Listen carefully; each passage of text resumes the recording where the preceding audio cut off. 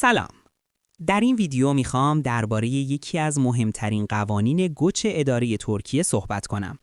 قانون ثبت و تغییر آدرس و اینکه چرا آدرس برای دولت ترکیه اهمیت زیادی دارد. در ترکیه آدرس فقط محل زندگی نیست. آدرس شما یعنی محل دسترسی رسمی دولت به شما.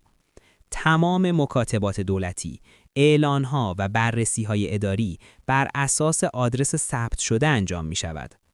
اگر در ترکیه زندگی می‌کنید و محل سکونت شما تغییر می‌کند، طبق قانون موظف هستید آدرس جدید خود را به صورت رسمی ثبت کنید. این قانون شامل همه افراد خارجی می‌شود، چه اقامت داشته باشید، چه حمایت بین‌المللی یا موقت. طبق قانون ثبت نفوذ ترکیه، از روزی که به آدرس جدید نقل مکان می کنید، حداکثر 20 روز کاری فرصت دارید تا تغییر آدرس خود را اعلام کنید.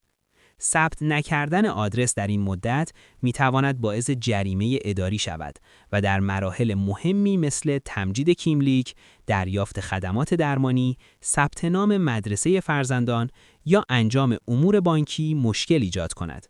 به همین دلیل اگر آدرس شما با